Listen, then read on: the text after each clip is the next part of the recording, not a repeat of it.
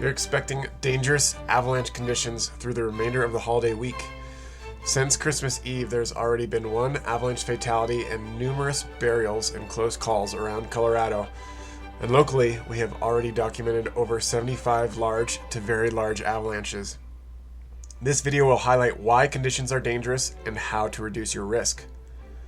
Let's start with the foundation of our snowpack, which on the north half of the compass is large-grained depth hoar, which formed during our dry spells this fall. Depth hoar is exceptionally weak and takes a long time to recover from stress. We saw extensive avalanche activity on this layer during a storm in early December. Another dry spell in mid-December caused the snow surface to weaken again, this time on all aspects. We saw more weak facets develop, especially in areas where the snowpack was shallow, either from previous avalanche activity or simply in areas that get less snowfall. On sunny aspects, there are facets that formed around crusts. There's also a surface hoar layer in the mix. In short, there are layers of varying weakness around the compass and layered within the middle and bottom of the snowpack now. The Christmas Eve storm brought a historic surge of moisture and quickly formed slabs several feet thick or more everywhere in our forecast area. On Christmas Day, we only had a few hours of good visibility, but we documented numerous large to very large avalanches that broke on weak layers in the middle or the bottom of the snowpack. Here's an example from Mount Whetstone that broke on depth hoar near the ground on a northerly aspect.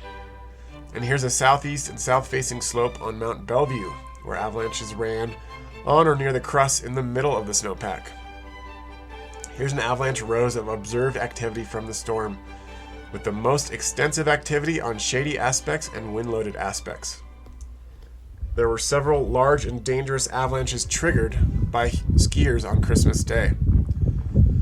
Looking ahead, we have a stormy week ahead of us. Wind loading will also be ongoing.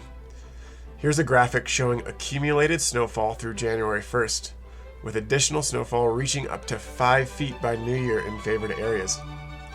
With continuous loading, weak layers will be under constant stress.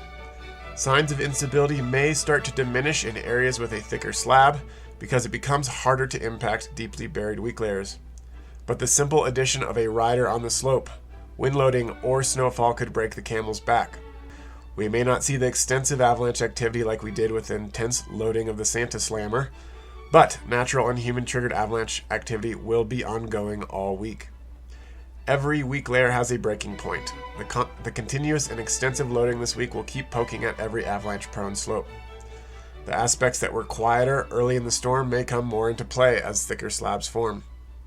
Avalanches will only grow larger in size. And through all of this, our forecaster confidence will decrease because we have limited visibility and limited safe terrain to assess what is happening out in the backcountry. It's a tricky time period. In the long run, it is setting us up for a stronger and more trustworthy snowpack, but for now, we need to exercise patience to avoid more close calls or fatalities. Terrain selection is the silver bullet. Slope angles less than 30 degrees are generally safe as long as they don't connect to steeper terrain above them. Low-angle terrain without overhead hazards is the safest way to enjoy the powder this week. With poor visibility throughout most of the week, overhead hazards will be harder to recognize. Do your diligence before you leave the house by looking at maps or terrain atlases. Remember that avalanches this week have potential to spontaneously run long distances, from high on a mountain above you all the way to valley locations. Furthermore, you can remotely trigger an avalanche from below a steep slope. That means you can initiate a weak layer collapse from a low angle slope that carries a failure onto a steep slope above you. Remotely triggered avalanches resulted in numerous tragic fatalities last year, many of which involved large groups who were all caught at once. This year's setup looks pretty similar. Avalanche conditions are dynamic, and we will be updating our website with the most current information and travel advice.